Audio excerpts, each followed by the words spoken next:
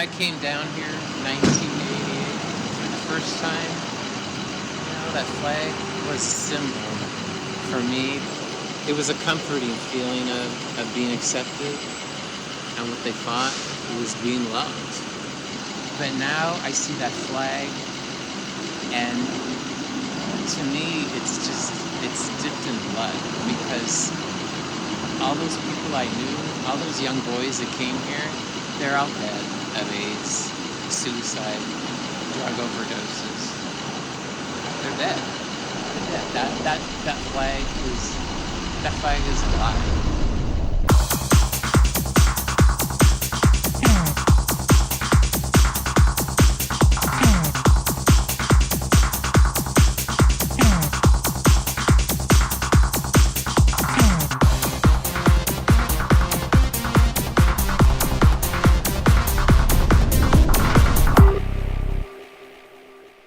A lot of the guys are willing to let you use their home for free to shoot a porn film if they can stay there and watch, So a lot of these homes are really nicely furnished, and they have nice views of, the city. So you could shoot a film here for free. And, we'd shoot here, maybe like a scene on the street here, or whatever, or down by the park. I shot porn films outside on Folsom Street during the Folsom Street Fair, out on the street, public street, with other people watching. Because San Francisco's not like any other city. You can, especially in this community here, the cops really won't. They won't take you in for being on the street nude.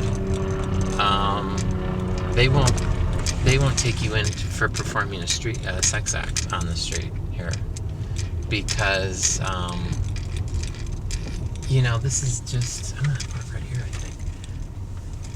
This is a very gay controlled city, and this community is gay controlled, so they can do what they want.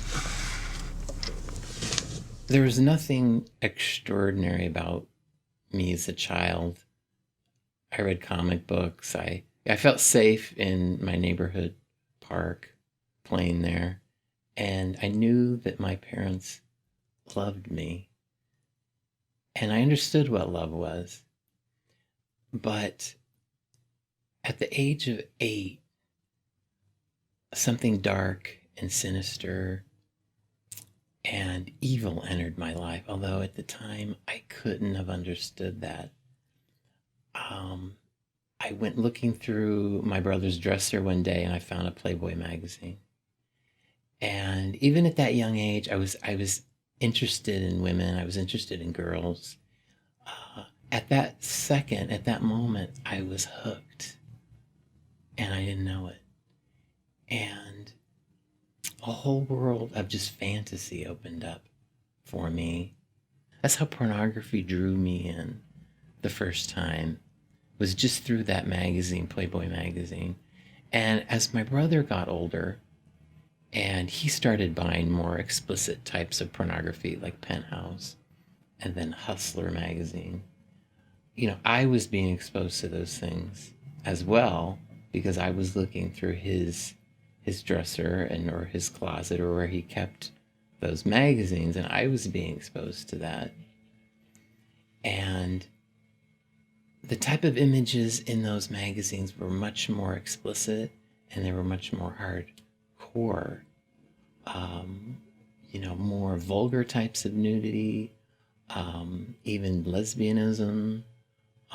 And by then I was becoming a young man. I was entering puberty.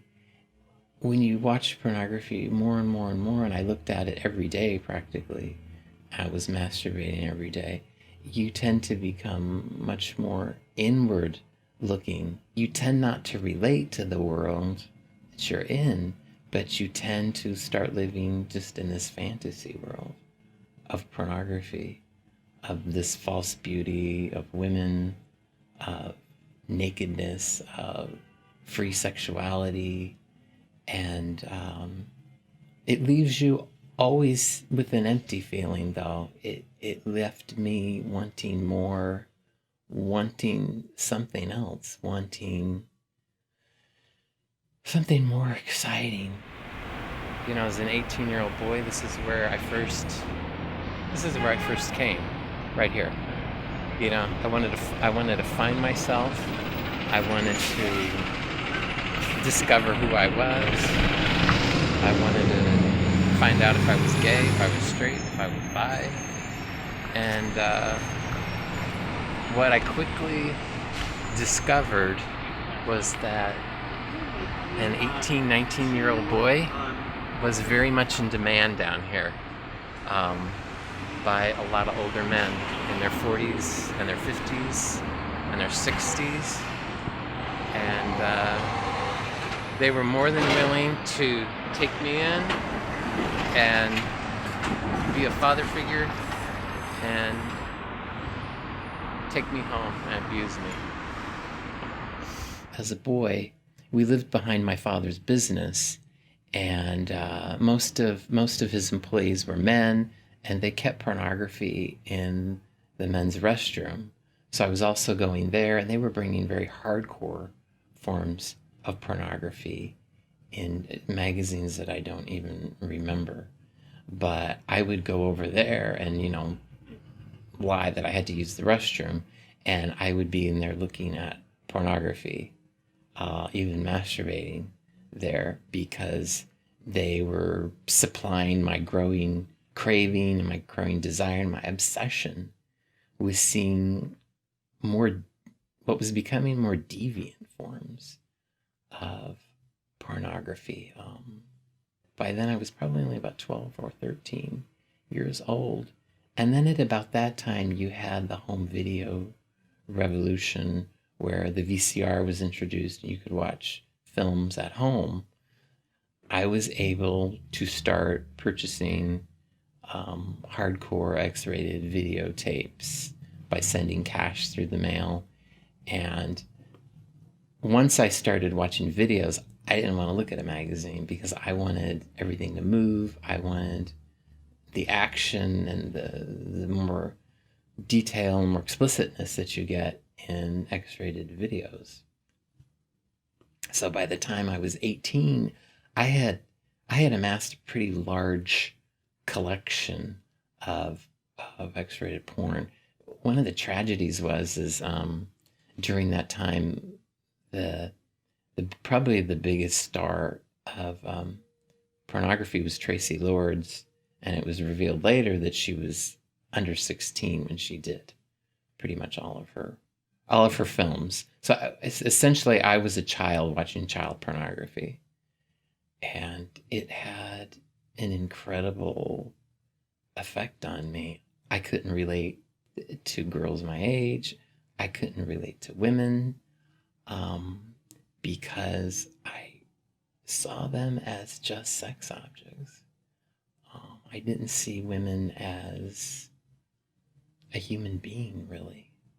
Because my cravings and my obsession with porn had become so keen that something like male-female sex was just boring to me. I'd seen it so many times, different girls. So I started craving lesbian sex, menage a trois, a guy with two girls, or a guy and another guy and a girl, just all these different setups that and pornography offered these things to me. These things were available. It resulted in me becoming very confused about who I was sexually. I didn't know if I was straight, gay, or bi, because I was attracted to so many different sex scenarios in pornography. Just tell me what happened there.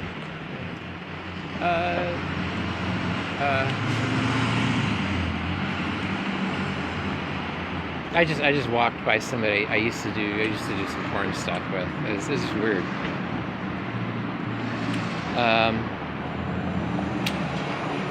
Because it's been, it's been it's been a long time. It's just, I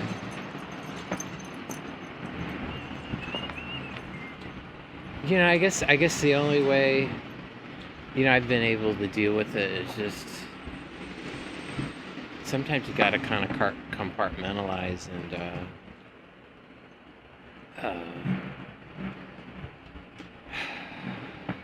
it's like it was somebody else doing that, and in a way it was.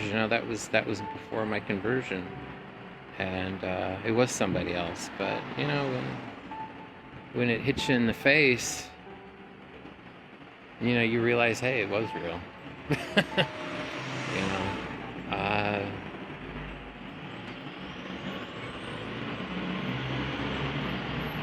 but God humbles us and reminds us sometimes of our past and what we did, and to keep us humble, to keep us close to Him, and to always know that we need Him.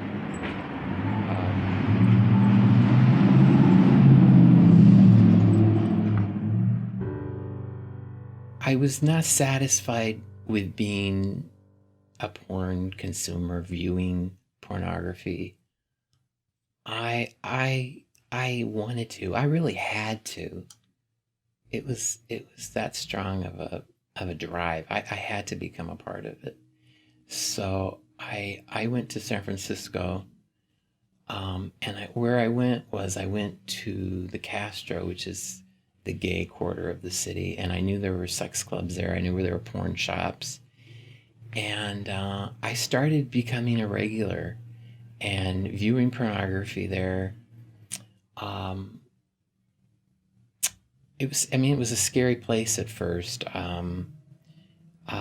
Going into dark booths and watching porn and masturbating. And one day people started walking into, my booths where I was watching porn, these private booths. And it was dark, and guys started having sex with me. And at first I didn't know how I felt. I was like, this is weird. I don't think I'm gay. I don't want to be gay. Um, but they were performing sex acts on me, and I thought, well, what's the difference? I just didn't know what I wanted. I didn't know who I was. So I started going to prostitutes. I started picking up female prostitutes off the street. It was dangerous. You had to worry about, getting picked up or by the police. Some of these girls were, pretty messed up, drug addicts. And it was expensive too. Uh, and it just wasn't working for me. So I went back to the gay ghetto in the Castro, and sex there was free. I could, any night of the week, I could have someone have sex with me, and it didn't cost me anything, and they would do whatever I wanted. Where a lot of times when I was with female prostitutes, there was just certain things they would not do, or it would cost me a lot more money. So it was just an easy way to sort of fill this void within me that I didn't know I had. That I was lonely. I wanted to be accepted. I wanted to be loved. As an adult, as a man, I didn't know what that was, and I thought that's what it was, because that's all I had grown up with was porn as a kid, and sex brought happiness, and I thought sex was love. At some point, I I don't know if I accepted that I was gay, but I just resigned myself to it. that this was, I guess that this was the life that I was going to live. And this is where I belonged, because I met, I met boys, guys, men from all over the world, really, here in San Francisco. And we all kind of had similar stories. We kind of grew up alienated or questioning who we were, lonely, um, not ever really sure of ourselves. So we ended up here really looking and searching for security, for really it comes down to just looking for someone to love and to be loved. And it gets twisted into sex and more sex and very deviant forms of sex. Although I didn't know this at the time. Because like a drug addiction, I mean porn is that way. In the beginning, I mean something like Playboy, when you're a little boy. I mean that excites you. You see a naked lady and you go, wow, naked lady. And you get excited, you can't believe it. And sooner rather than later, you start getting bored with all that. Yeah, another naked lady, or you want to see her do something. You want to see her maybe with a guy, or you want to maybe see her with a girl, and then you want to see her do something more hardcore. Maybe get beat up, get slapped. When you get into doing porn and being in porn, it's the same thing, because you show up to this stuff, and for a guy, you can't even get excited, because it's just nothing. It's just nothing you haven't done 1,000 times before. So when somebody would tell me, "Hey, we're gonna set up this scene where, you're gonna be tied up, or you're gonna be beat up, or you're gonna beat somebody up," or I'd say, yeah, I haven't done it. I'm in for that. And that's how it just got harder and harder and more hardcore. I was about 19 years old, and I started getting hit on right away by men that were older than me, 40s, 50s. To me, that was, very old at the time. So I went with these men, and they wanted sex for me. But they did give me a sort of false sense of my masculinity, because it felt like becoming part of something larger than me, of like a family. And if I sensed that somebody liked me and that they gave me love, I would do almost anything for them. And usually very quickly, these men would start making requests on me to have sex with their friends, to go to sex clubs with them, to go to orgies with them. And a lot of times they started videotaping us having sex, just for their own private use and for their friends. And I was okay with that, because I was a lost soul. After about 2 years in the gay life, I would say I was pretty burned out. I had done pretty much everything sexually that I could have done. Multiple partners, gangbang, bondage, bareback sex with no condoms, even though this was at the time of AIDS. I was really questioning what I was gonna do. I had been raised very nominally Christian, and not really ever having a relationship with Jesus, knowing of him, but he was very distant to me. And I just questioned, but I felt like I had gone too far. I had made the choice, and I couldn't turn back at that point. I just felt that this was it, that this was my fate, And Jesus was just not somewhere I could go, because I just believed that it was too late for me at that point. Um, so I went further. I kept going. The Folsom Street Fair is held every year, the last Sunday of September, and they close Folsom Street, down, for the gay community, and a lot of the porn companies set up there, the fetish companies, sex clubs, the pubs, the bars, the dance clubs, they all set up booths there, and a lot of them do, I guess you could say, performances, or they do demonstrations, on the street. You can be nude. You can have sex. I had anal sex. I've had oral sex.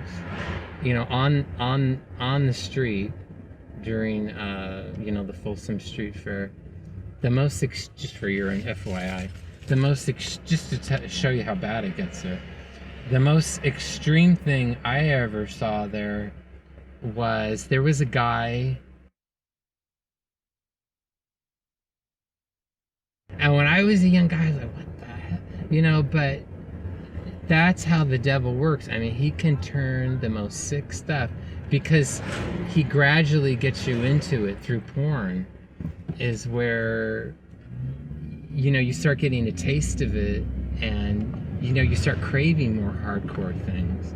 And before you know it, the stuff that you were going like, oh man, that's sick.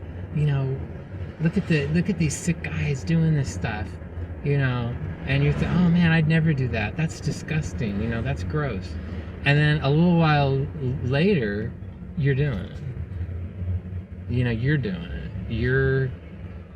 You're that guy that you thought was sick. When things became very darker for me was when one of the older men that I had been seeing requested that I perform a sex act with a friend of his on video, and it was pretty extreme, but took me to a place that was somewhere I had never been before. It was scary, but it was powerful, and I wanted to explore that, and I didn't know what I was getting into. And not long after that, the guy that shot that private party, if you want to call it that, let me know that there were pornographers here in San Francisco looking for new meat, or somebody new, just to do solo videos where you were by yourself. And I said I would do it. I didn't care about the money. I would have done it for free, because at that point, I wasn't happy. I was always looking for something. I was bored. And I just thought, why not? And I did it. And it felt good. It felt good to be wanted. It felt good to be valued. And it felt good to be praised. And I wanted to do more. And of course, in pornography, you can't just stay still. Things don't remain static. You have to do something else. So I started doing videos with other men, more than one man, and then it turned into doing very sort of mild, scenes of punishment. And then it got into bondage. And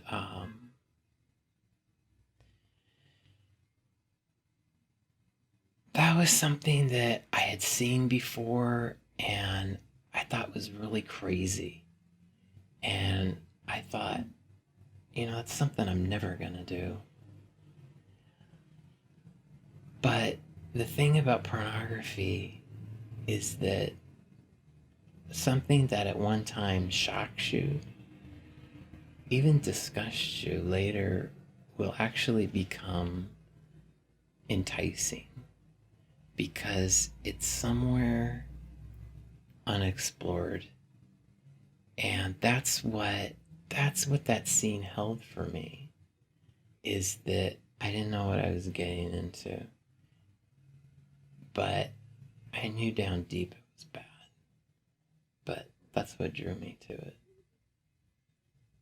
This is where you have the Folsom Street Fair right here. They close this off in September, and you can have sex here on the street. And I shot a movie here where I had sex in a porta potty with someone, and people were watching and taking photographs. And I'm sure this was before all those handheld devices, but I'm sure people were taking videos too. There used to be a porn shop here where they used to shoot porn in the shop too, and I did some stuff here where we were doing it. This guy would just use a lot of young guys just off the street, like me. And, it was pretty rough. I had welts, blood. I had blood blisters all over my backside. For at least a few days, I had to sleep on my stomach. This is a porn studio. They do internet content here. They do DVD content. They do live streaming content here. They bought this building, I forget for how much, 14 million or something. It's the historic armory building, and you can take a tour of this and you can watch people have sex. They do live sex shows in there. And that is not all gay. They do gay and straight content there. I mean, in my day, it looks kind of run down now, but in my days, it's a really real-known bar. You go there on any given night, because I used to go there a lot, and you go into the public restrooms, into the bathrooms, and there's guys having sex all the time, anonymous sex. Well, we just went back into the bathroom and had sex, and then we finished, and that was it. I didn't know his name, he didn't know my name. We didn't know each other.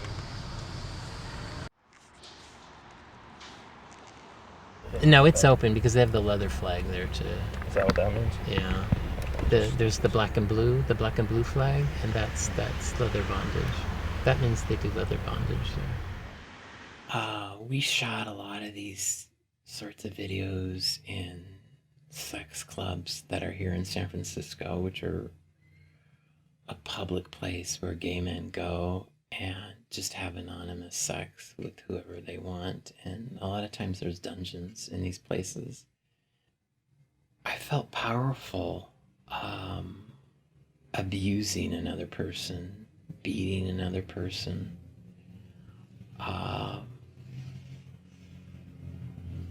When you're in a life of perversity and promiscuity and sex, you just become angry because there are people that are gonna abuse you, that are gonna abandon you, and there are people that are gonna lie to you to get what they want. And you just become bitter and you become angry. And I did, and I would take it out on these people. And it worked for the moment. Almost as soon as it was over and I'm cleaning up, you start thinking about the next time. You start thinking about, okay, what can I do? what am I going to do next time? What can I do to make this, what can I do to make this more hardcore? You just want to keep going down. And you just can't stop. It's like being in a hole and all you can see is the sides of the wall and the dirt. You can't see above the light. You just keep sinking. There was always something in me that wanted something else. I just didn't know what it was. I kept looking and I kept searching, and nothing ever worked. But I liked the sense of power that I felt in pornography. And I started looking into the occult because so many people that were around me were talking about it, were talking about the certain power that sex acts had. And I was interested in this because I wanted my life to make sense, because it had just become meaningless to me. And if there was some sort of occult rule or some sort of ritual or some sort of manual that would make this all fall into place, I wanted that. And at that point, the occult made sense, because what I was doing sexually was all there.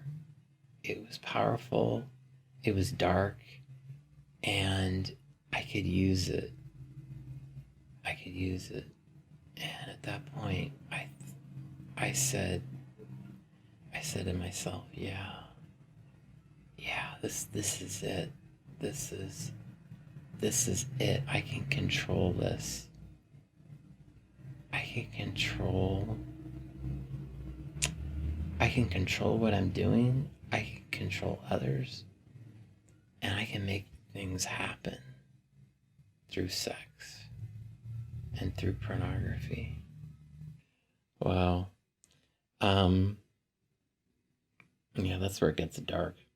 I can't talk about that stuff. Let's see.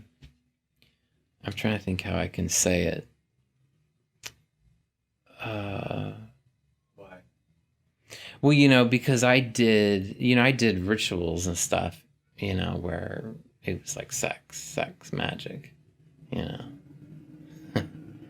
And where I took on the darkness and used it. I used it in porn. I used it when I do want to tell people that, because when I was making porn, I hated the people that watched porn, so I cursed them. I cursed them through the camera that would go and it would destroy their lives.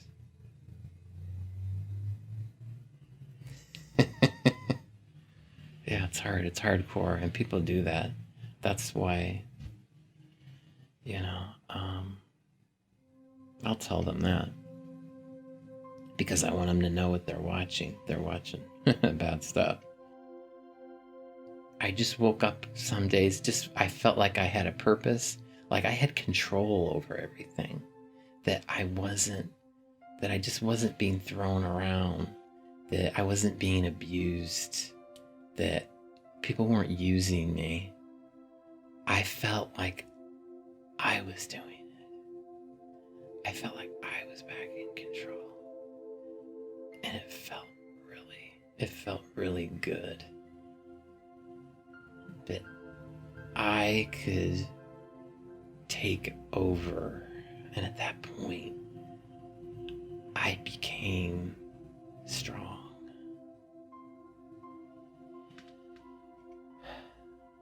And people wanted me, and people paid to have me beat them and to have me abuse them. And I liked it. And sometimes it went too far. And I felt like killing these people. Because for me, it was the only thing left. At one point, I was hired by these two men, and something happened to one of them in front of me, and he said, kill him. He said, kill him now. And I couldn't do it. I couldn't do it. Yeah. I couldn't do it. I went back to doing some cheap porn. I was getting older by now. I was in my mid-20s, and I wasn't the young kid anymore. I wasn't cute to these guys. Yeah, I wasn't a cute kid anymore. I was old. And I looked a lot older than I was. I was burned out.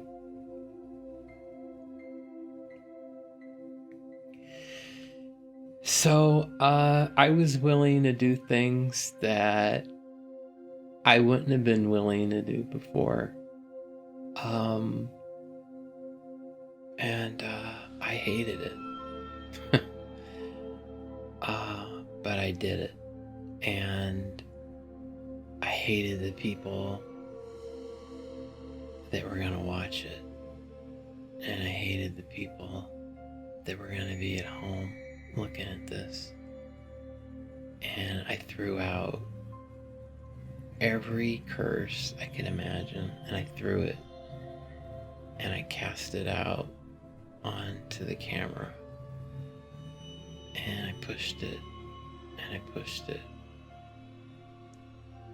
And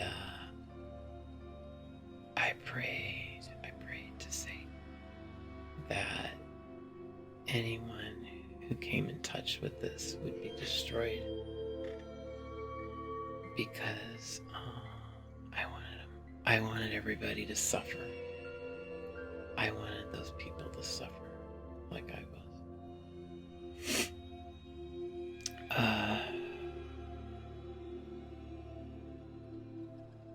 At that point, I really felt it was over for me. I didn't want to live, but I didn't want to take my own life. I dreamed up. Things got so sick for me that the scenes in the porn I was doing were so violent that I wanted to be murdered. I wanted somebody to murder me. So I started going to the parks in San Francisco, where I knew that some really rough characters would pick up guys for sex. And it's funny because 10 years before, when I was about 18, 19 years old, and I came to the city and I saw these fellas in these parks, and I knew about it, and they were called trolls. And I said, wow, these people are disgusting. I'll never do that. I'll never sink so low as to be like them. And that's what I became. I became what I hated, what I said I would never become. That's where the devil's payback brought me.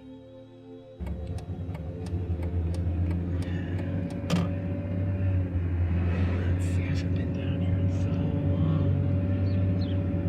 Yeah, they used to call this the fruit bowl because it's kind of like a carved out. And on a weekend or on a Sunday, this is just filled with guys. And I used to do all my tricks. I used to do tricks towards the end when I wasn't doing too good. The devil had me so twisted that at that point it was the sicker the better.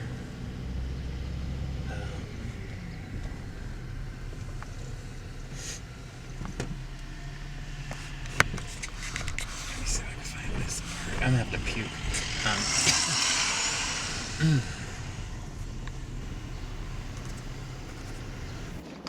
This is not good.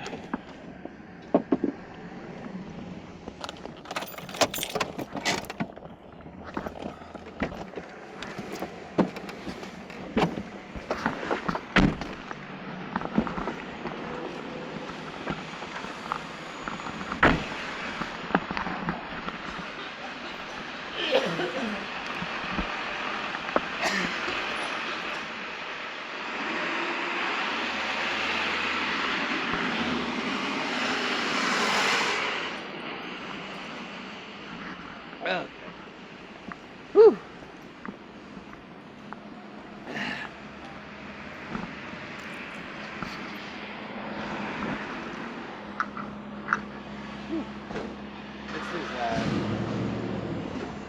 This is famous Dolores Park here, or Mission Dolores Park.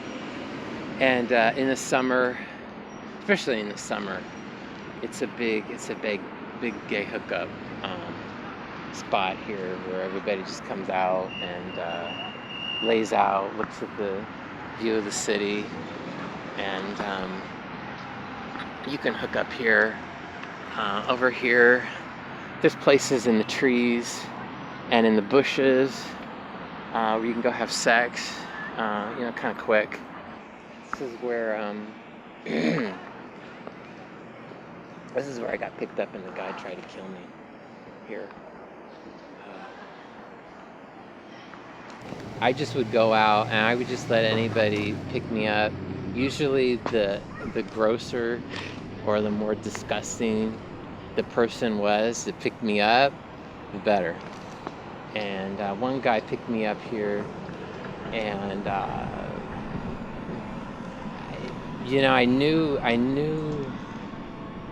it wasn't good because he was just weird. And I'd been around a lot of lowlifes and a lot of crazy people, serial killers and perverts and pedophiles. He was just really normal to a degree where it was creepy. And he took me home to his place, and he wanted to do some stuff that I didn't want to do. And he ended up putting a knife to my throat and cutting my throat. And at that point, I didn't care. I told him, go ahead. I said, do me a favor, kill me. And for him, that was it. The thrill was gone, and he lost it.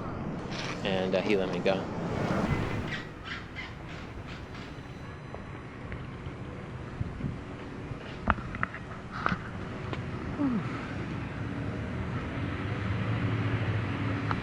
There's a lot of little places where you can have sex in here, all in here. There's all kinds of places where you can have sex under the bridge.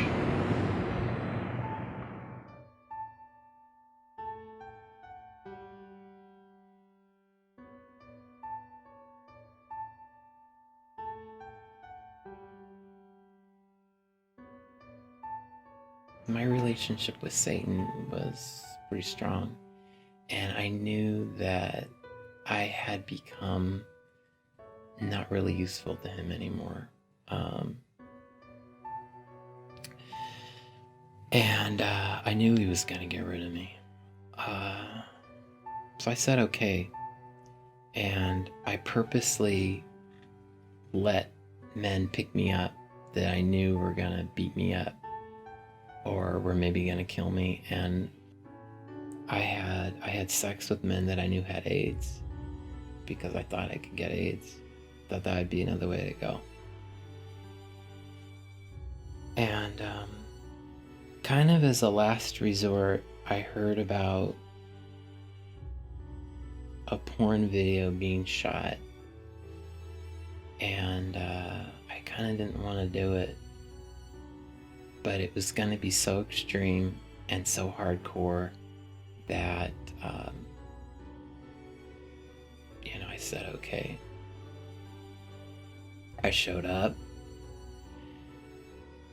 and it was rough. Uh, and I was already pretty sick at that point. Uh, I had had an STD that I didn't take care of. And that night,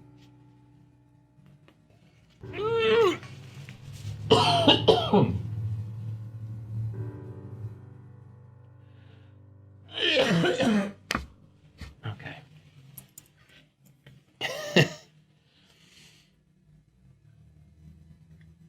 Oh, jeez.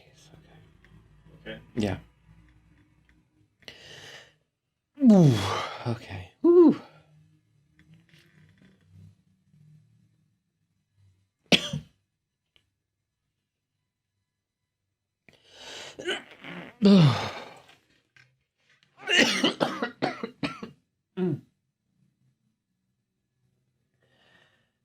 Oh, okay. Whew. Whew. Okay, it's a little tough for me because um, that video I did was one where so I don't think about this stuff. So when I go back, all the sensations come back. So I start heaving, and I feel like I'm gonna barf. Whew. Okay. Wow. Okay, well, you don't have to. Oh, it's okay. I gotta do it. It's okay. I do it once and it's over, and then I go have a drink. It's not a big deal. Whew. Okay.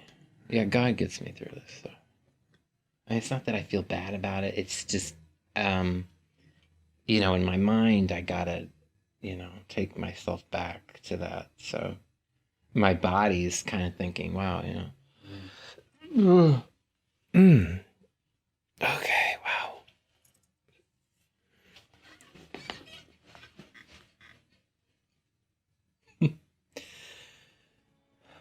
Okay.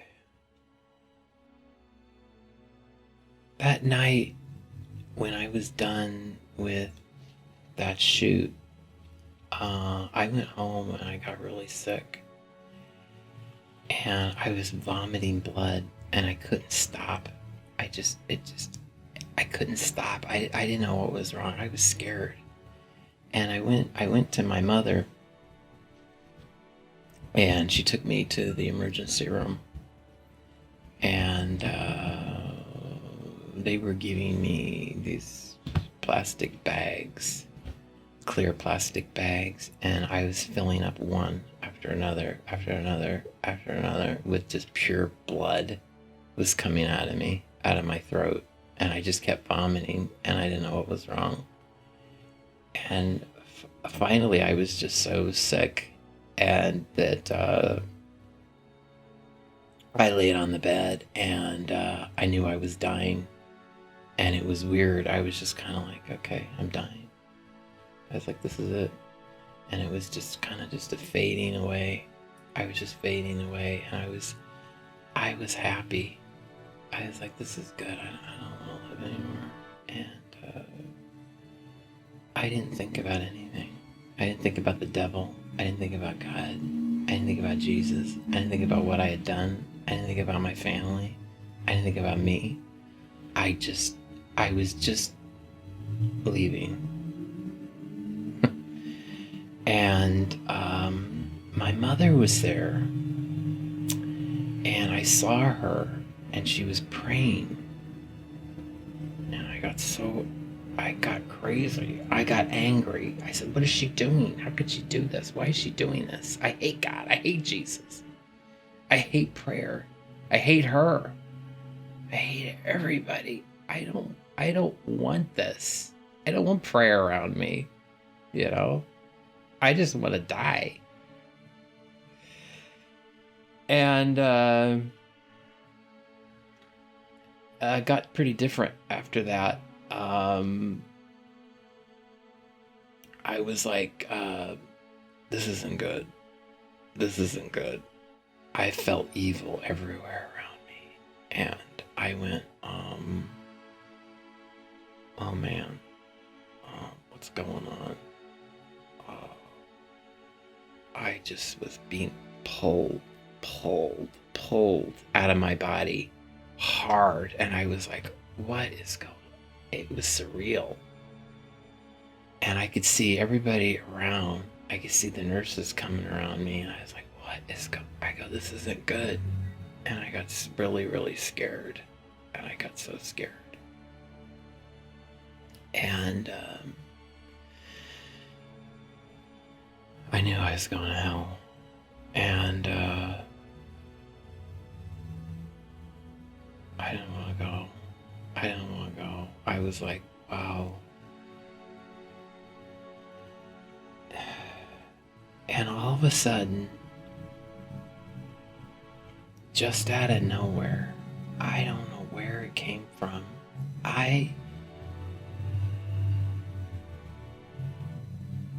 It's strange. Jesus, Christianity, God was not a part of my life. They never crossed my mind. It just, I didn't know who I don't know. It was something of my past. I had been raised Florida Christian, and it was just, it was something buried. And all of a sudden, I can't explain it. I just said, oh God, I said, Jesus, please, please. I said, Jesus, please help me. Please. I just said, please help me. I don't want to die. I don't want to die. I don't want to die like this. And it was gone. They were gone. It was that fast. I just called on Jesus' name, and it's all it took. It was that fast. I mean, everything was gone. I was back in my body. And I didn't know who I was. I was like a little kid again. I was like, what happened to me? What happened to me over the last 12 years? I didn't know. I didn't know what had happened to me. And everything changed at that point. Everything. I just felt like a different person. I didn't understand what I had done. I didn't know why I had done it. I just knew that it was over. And I knew it was like getting another chance. And I just was so thankful. And I was so grateful. And I've never looked back since then. God just, at that moment, God took me in his arms, and the Lord Jesus Christ just bathed me in his blood, and I just was healed. And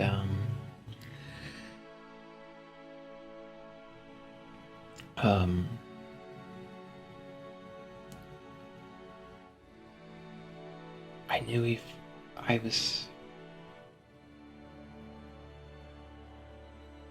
just knew I wasn't that person anymore. It was over. It was just over. It was over. And it hasn't been easy.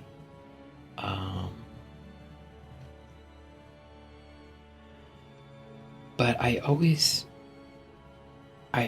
trust in God.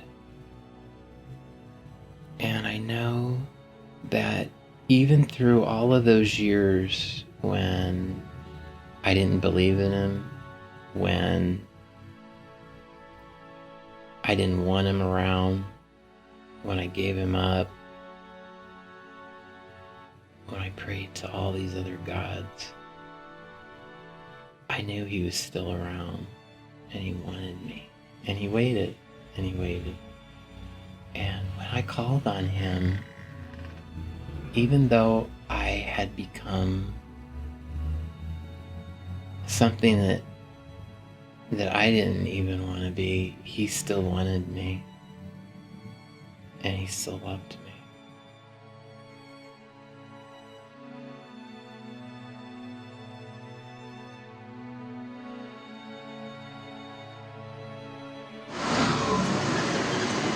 You know, when I came down here in 1988 for the first time, you know, that flag was a symbol for me because, you know, this was, and I met men and boys from all over the world, everywhere that you could imagine, and they all came here because a lot of them grew up abused, neglected, bullied, alone, feeling isolated, and you know, I could relate to that. And they all came here because they felt the sense of community, of being, you know, among their own kind. And although that was also transitory,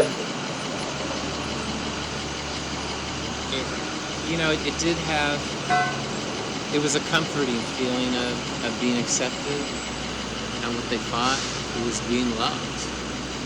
And that's what drew so many here. But now I see that flag, and to me it's dipped in blood, because all those people I knew, all those young boys that came here, they're all dead of AIDS, suicide, drug overdoses. They're dead. That flag is alive, because this place does not heal anyone. It doesn't bring anyone love, true love, salvation. It covers everything over with this fake, you know, this fake mask of happiness and sexual freedom. And all these young boys that come down here, what they're left with is a broken heart, sexually transmitted diseases, drug addiction. That's all they're left with.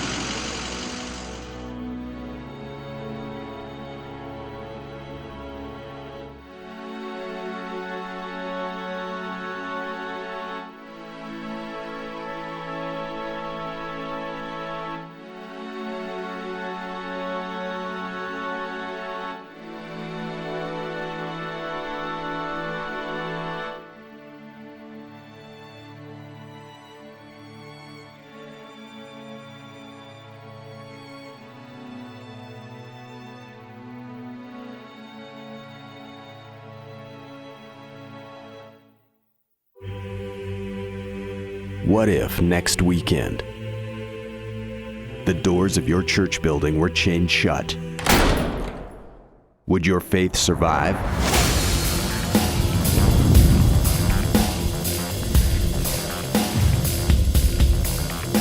Has Sunday morning church attendance replaced a vibrant, living relationship with Jesus Christ? Have we lost the essence of true biblical Christianity?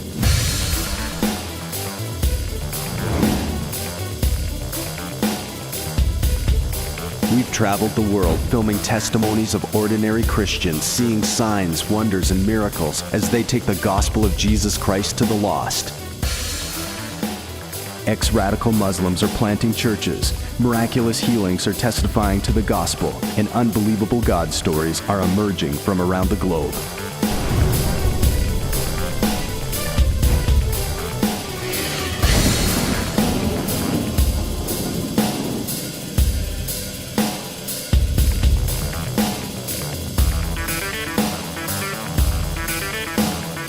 I believe that Jesus died on the cross for more than good Sunday morning services.